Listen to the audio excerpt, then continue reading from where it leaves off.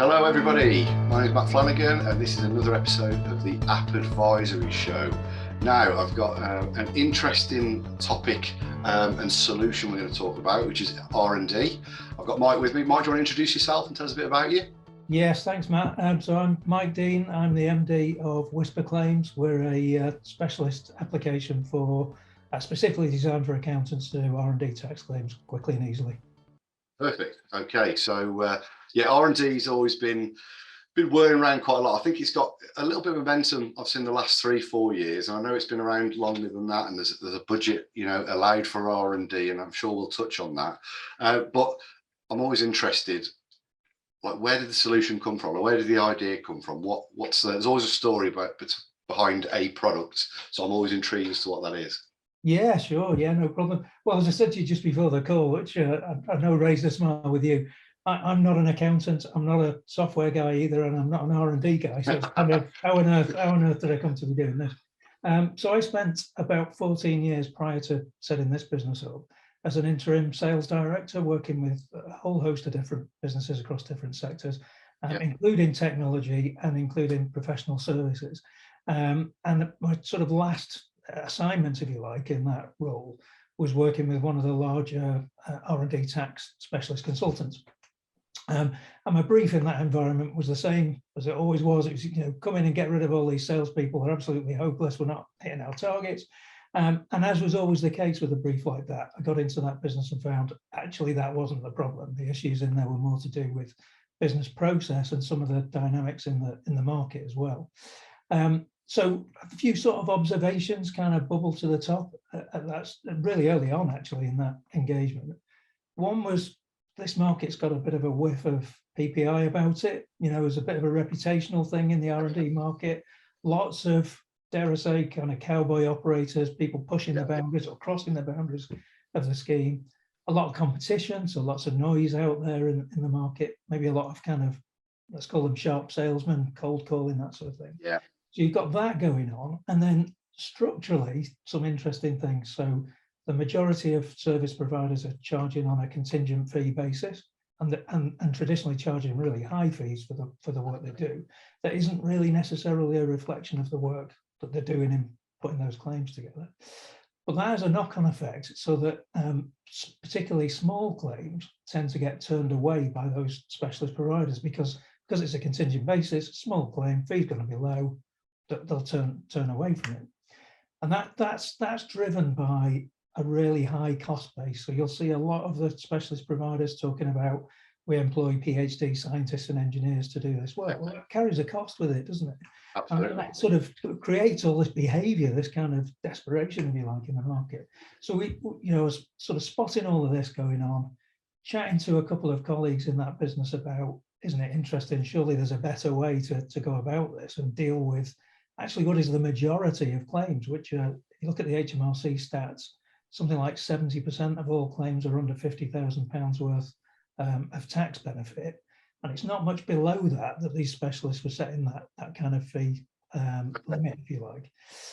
So all of that kind of came together as you know, three of us getting our heads together saying, do you know what, there's a better way. Why don't we start to look at it? And we looked at it initially as a project within that business, but the shareholders of that company didn't want to pursue it.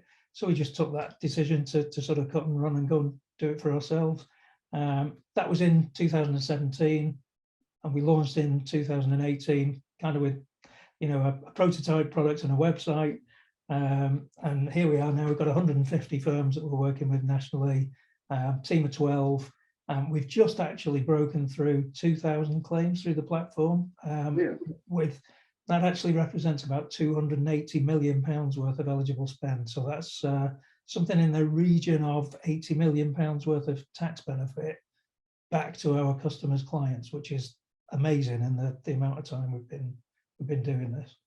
Yeah, brilliant. So that's sort of 2017, or that would have been purring along a little bit before that. 2017 becomes something. 2018, you start launching. We really went live. Yeah. Yeah, you went for it at that point.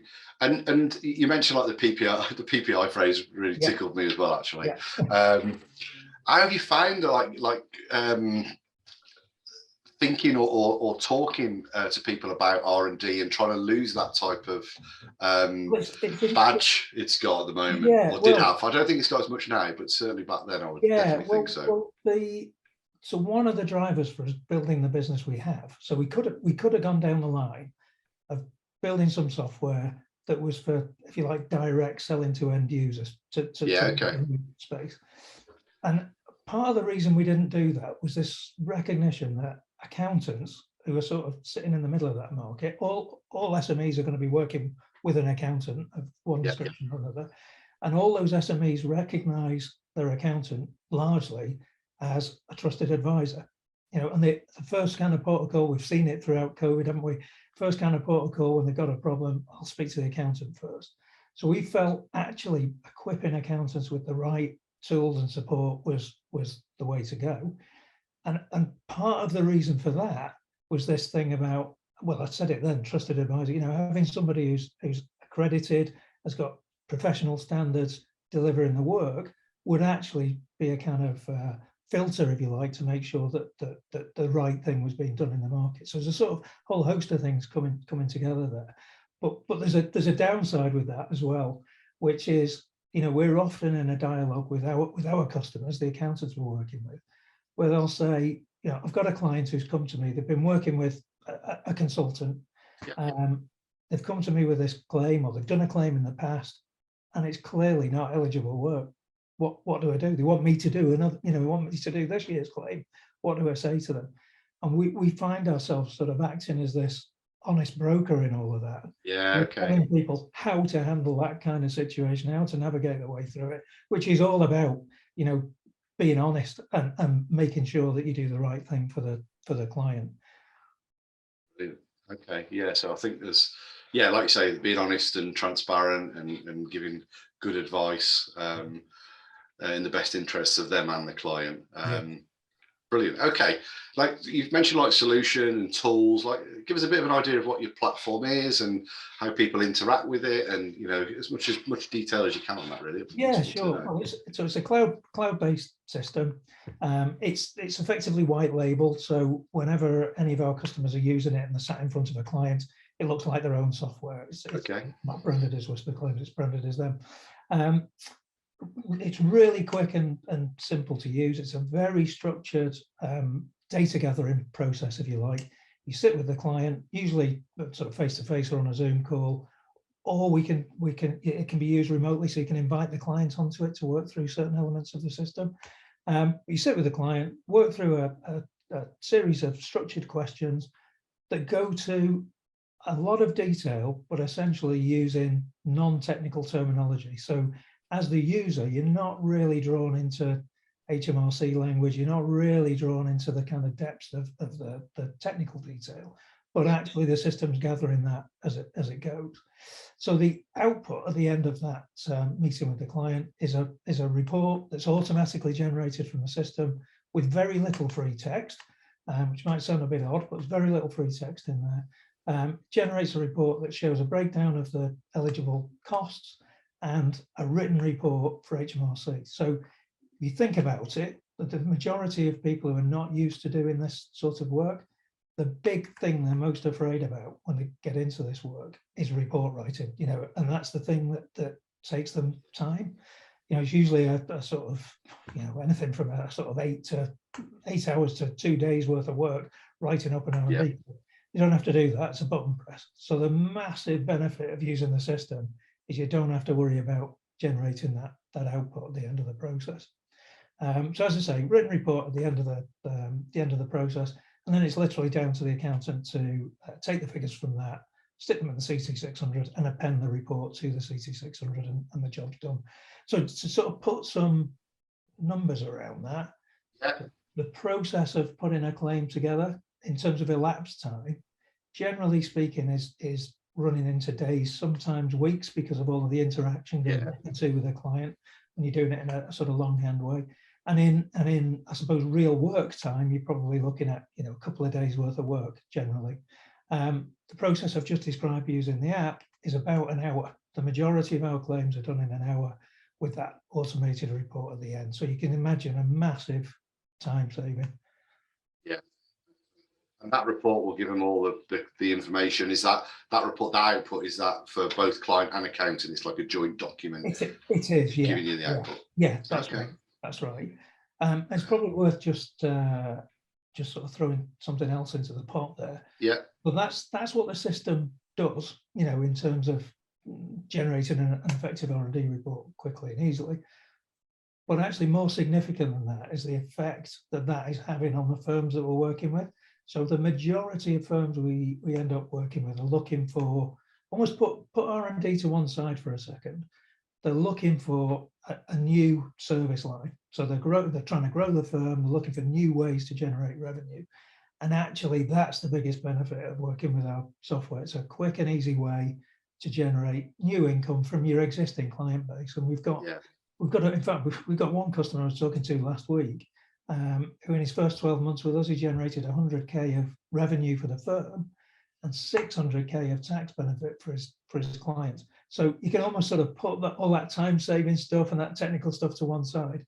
That's the real benefit of using the system. Yeah, and it's a win-win, right? Because there's a revenue stream for yourself. There's a structure, there's a platform to follow, there's output, which is all, you know, done for you. Yes, there's some other work to be done around that, I'm sure. But then also your clients are winning as well out of that. So like I said, that becomes the win-win, doesn't it? Which is brilliant. Yeah, yeah. And we've actually, I mean, just keeping it going on that client win. I mentioned earlier on, we've just broken through 2,000 claims having gone through the platform. Now that's, our current run rate is about 900 claims a year, which is about, well, it's just over 1% of the entire R&D tax market by volume. So if the thing we're sort of most proud of with that is that we've equipped our customers to go out and win that market share and deliver that value back to those companies, which I'm blown away with every time I look at the numbers. Huge numbers, brilliant return. It's something to be proud of as well, that type of return. It's great. In terms of like the general awareness, education of R&D for SMEs, is that in its infancy? Is that matured a little bit? I know when I'm going back to when you guys started, I still think R&D was still a bit of an unknown. It was heard a little bit of. We knew that HMRC had a budget and stuff for it, but do you feel it's moved on a little bit now, the awareness for SMEs? It's an interesting question, that, because if I go back to what I said before about it's a market where there's a lot of noise. You know, there's a lot of people cold calling, and you know, go onto Google and Google R&D tax. You'll see all the people who are sort of promoting themselves out there. So you would think that you know, it's kind of plateauing in terms of awareness, but actually that's not the case. All those people are fighting over the people who are already aware, if the truth be known. So, you know, we're talking to our customers all the time about clients of theirs who've never heard of it. And literally, it's not, you know, oh, I've heard of it and I thought I'd come back round to it or any of that. They don't even know it exists. So I'm constantly amazed by that despite all that sort of market noise, there are still lots of SMEs out there who don't know anything about it. I agree. I know some of the people, other business owners I frequent with, we all sort of know about it, but it's a very small number. I've been to other events where people thought, oh, you know, I did sort of hear about it, but I thought it was maybe scientific or something, you know, because research and development sort of lends itself, the term itself lends itself to that world a little bit, doesn't it? It's that kind of expectation. People say it all the time, but that kind of expectation that it's people in labs in white coats, when it's not actually that. It's much broader than that. Right. Okay. I mean, well, just a bit more on solution. Is it something which is more static, or are you constantly adding features based on where you're at? I mean, you're sort of 4 years in, I suppose, now to actually having a platform. Like, how has that evolved, and is there anything sort of on the roadmap? Like, what's your take on it now? Is it a stable platform, or does it keep moving? Yeah. Well, so there's you know, when you're running a technology business like this, and you're sort of managing the tech itself, there's two aspects to that. One of it is maintenance, you know, making sure that the software works and is constantly up, and you're delivering against your SLA and your expectation of your customers. And the other bit is the bit about new features, and that is a constant part of our development cycle.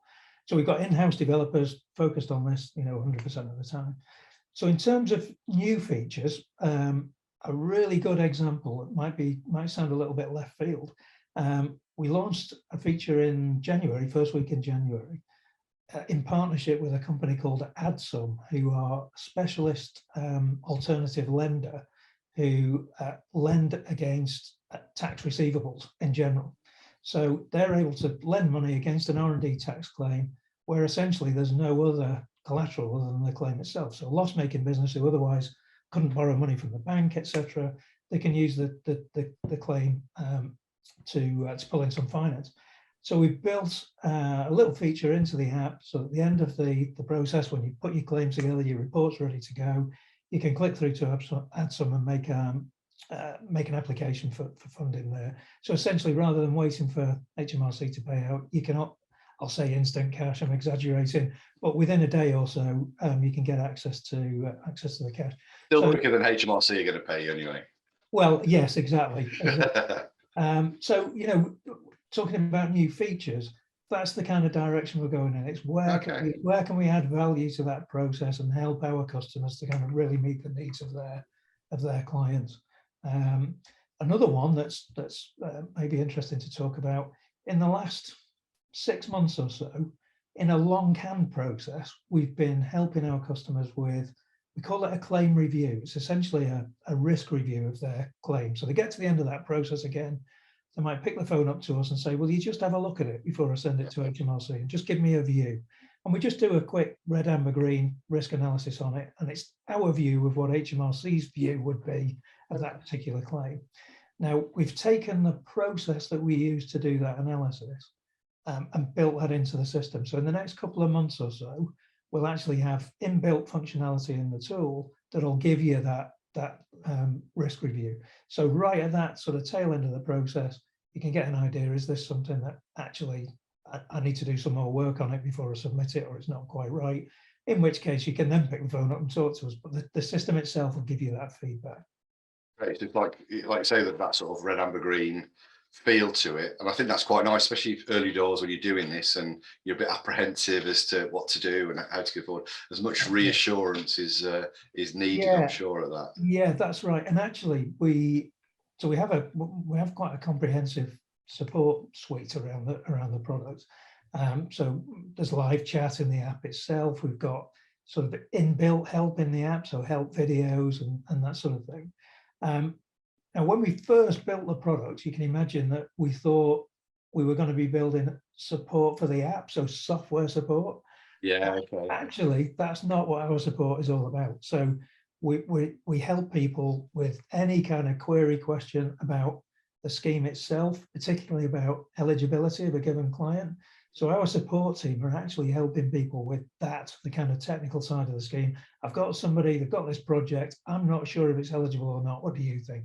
That kind of interaction. Okay, so it's technical support, scheme support. Obviously there'll always be a bit of software support in there, but probably not as you thought it would originally be. Exactly. To the levels. Yeah. Interesting.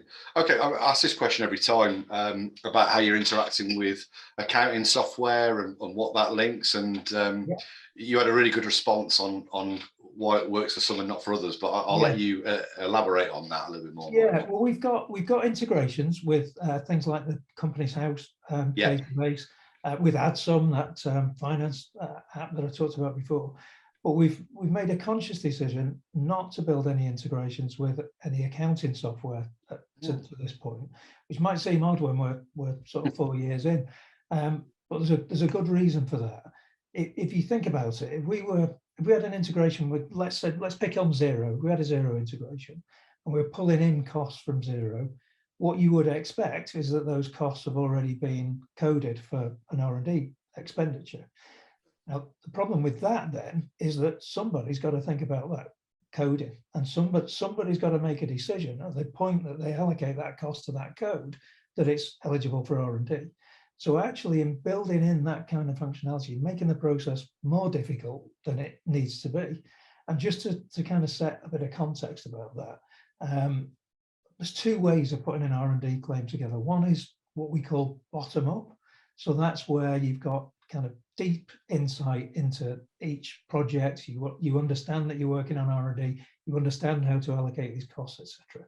Now, the majority of SMEs don't work like that.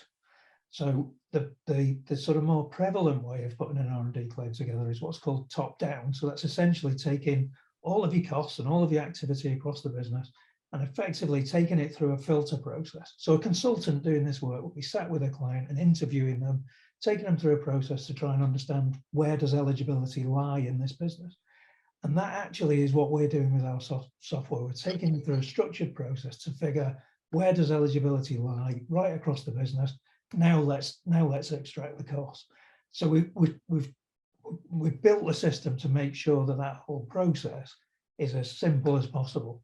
And if we had those accounting software integrations, actually we'd be doing the reverse of that. We'd be making it more difficult and having too many people in that chain having to think about what's eligible and why kind of throughout the year, whereas we make it this quick and easy process at the end of the year to pull out the relevant activity.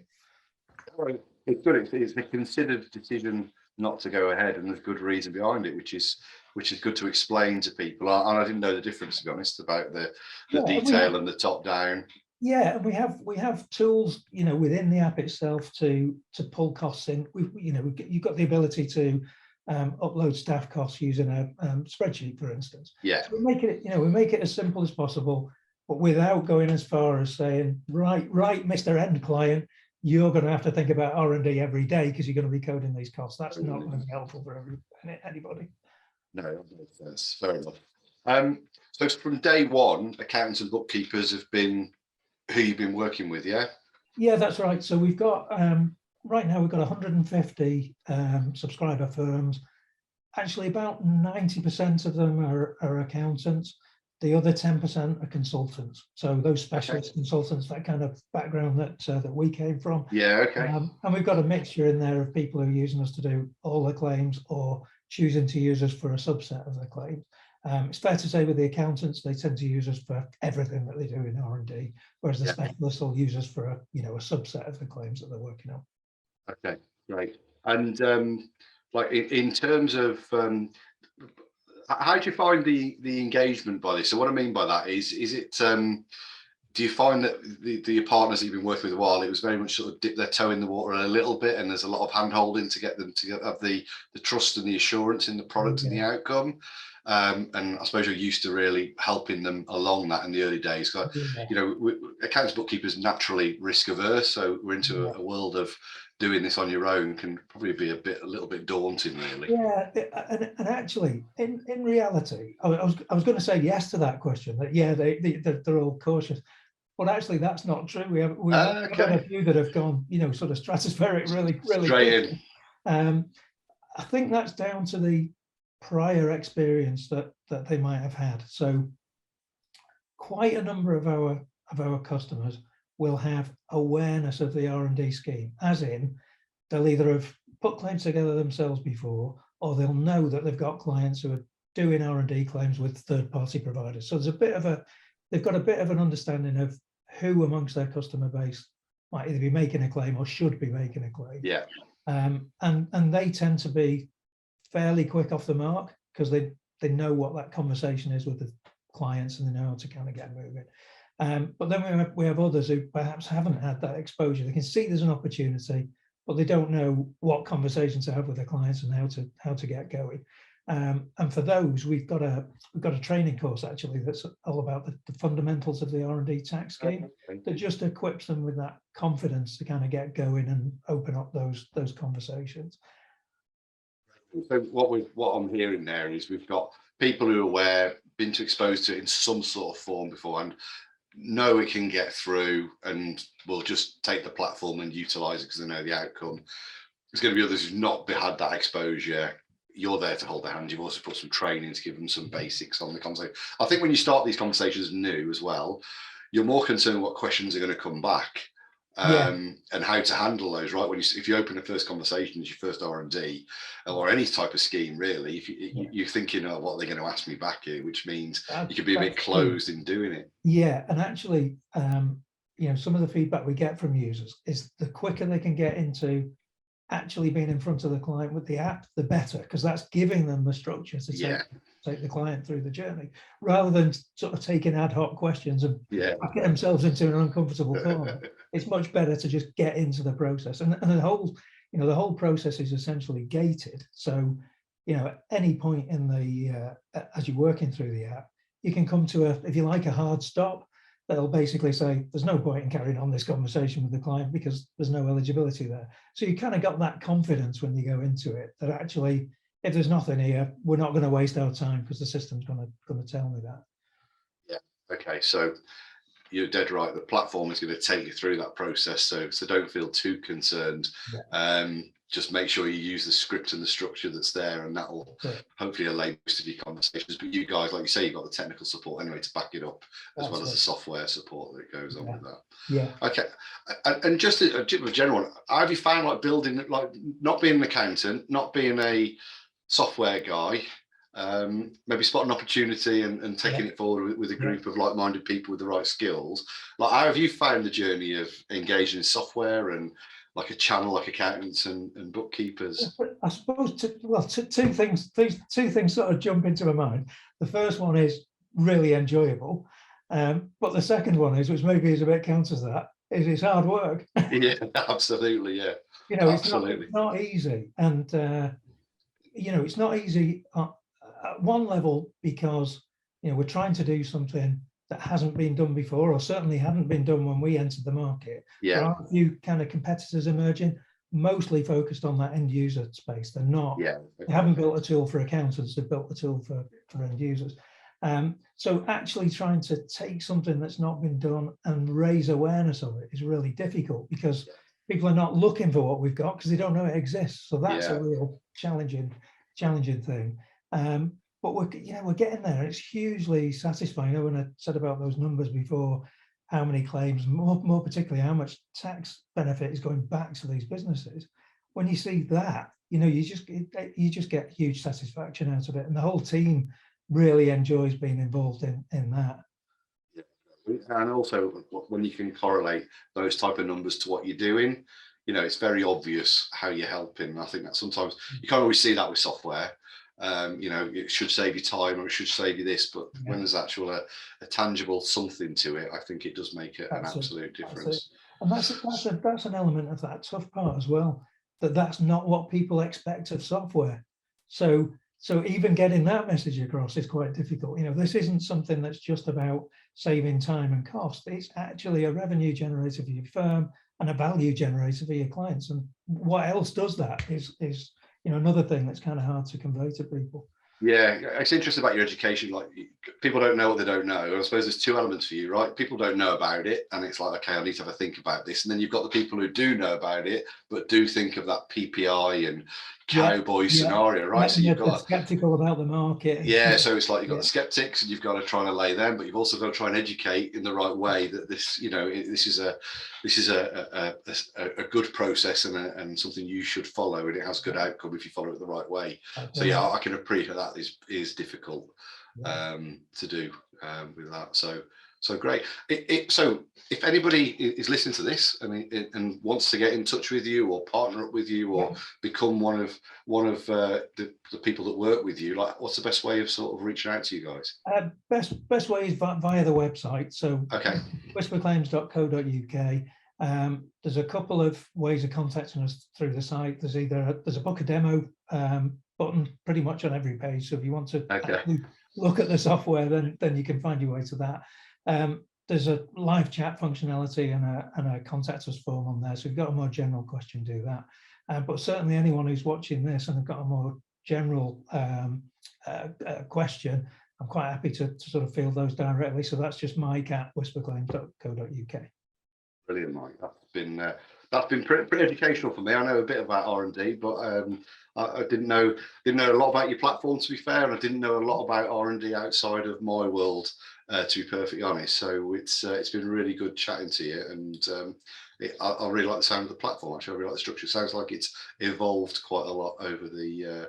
Absolutely, it has. Yeah, And yeah, it's been great telling you the story as well, to be honest. Yes, nice. I enjoy telling people the background to this, as you can Yeah, imagine. I think, you know, brings these products to life a little bit. So it's good to know that the history and where it came from. So Mike, thanks a lot for joining me today. It's been really good to have you on.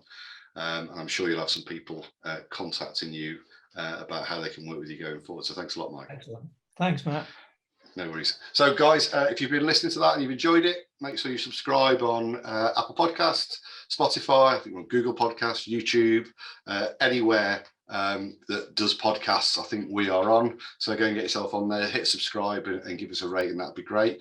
But for today, that's it. Cheers again, Mike. We'll see you soon. Thanks, Matt. Cheers. Cheers.